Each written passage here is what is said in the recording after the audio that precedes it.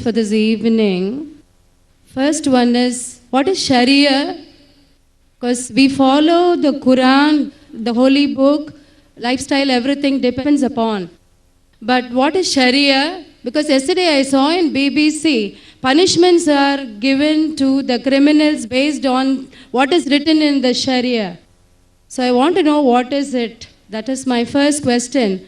The second question is, usually in Hinduism and all, we have got the meditation practice by which when we even chant the slokas, we concentrate on something, at least the light.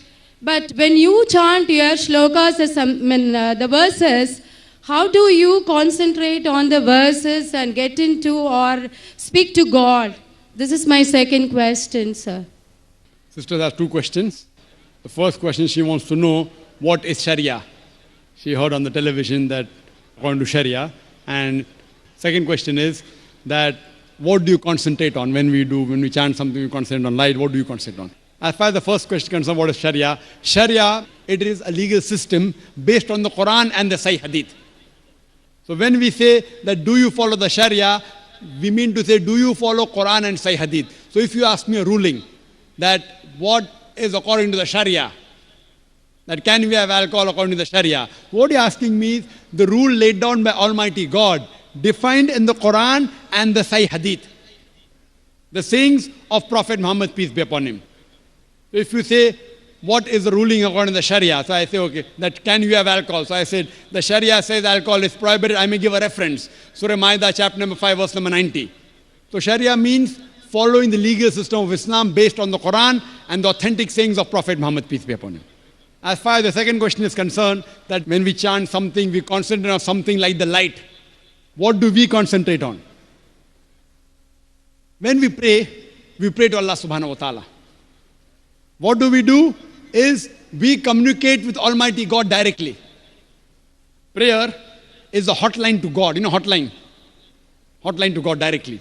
And here, what we do is we concentrate on the meaning. We don't concentrate on an image.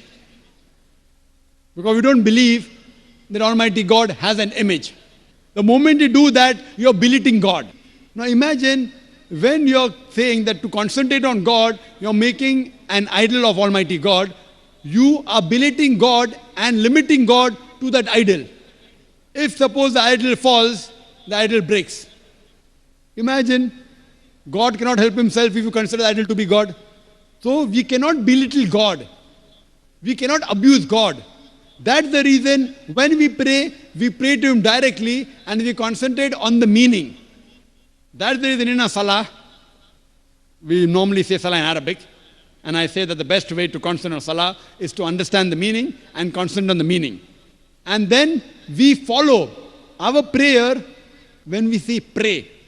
In English, to pray means to ask for help, to beseech.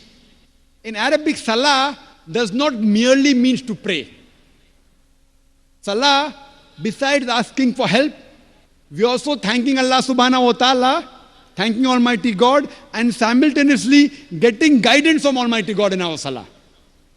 For example, after Surah Fatiha, the Imam, the leader, in the salah he recites Surah Fatiha. After that, he may recite Surah Ma'idah chapter 5 verse 90, which says, Ya ayyuhal lazina amanu, O you believe, innamal khamru wal maisuru, most certainly intoxication and gambling, wal anzabu wal aslamu, dedication of stones, divination of arrows, rushtum min amali shaitan. These are Satan's handiwork. Fashtanibu lalukum tuflihun. Abstain from the handiwork that you may prosper. Here, besides thanking God, besides asking for help, we are getting guidance. Don't have alcohol. Don't gamble. Don't do fortune telling. Don't do idol worship. Here, in our salah, we get guidance from Allah subhanahu wa ta'ala. And that's the reason I call salah to be a sort of programming towards righteousness. And that's the reason our beloved Prophet Muhammad sallallahu alaihi wasallam and Allah subhanahu wa ta'ala, he has said you should offer salah minimum 5 times a day. Because the amount of evil we see around us, the amount of wrong things we see, the sin we see, there are high chances we can be deprogrammed. So that's the reason we offer salah. We get programming towards righteousness minimum 5 times a day. 5 times a day. We are being programmed towards righteousness. So our salah is much more superior than just praying. Pray means to ask for help. So besides asking for help, we are thanking God and we are getting guidance from Almighty God so that we can be on the straight path and you can follow the path of the Sharia. Follow the path of submitting our will to Almighty God. Hope that answers the question, sister. Can we take a question from this brother on to my left? I am Mr. Ravindran, Yes, Mr. Ravindran. social worker. I thank to Peace Organization and Mr. my friend Eringer. I already note these points of my journal, the one God of Mighty. So I only one question. What is the miracle of in Islam?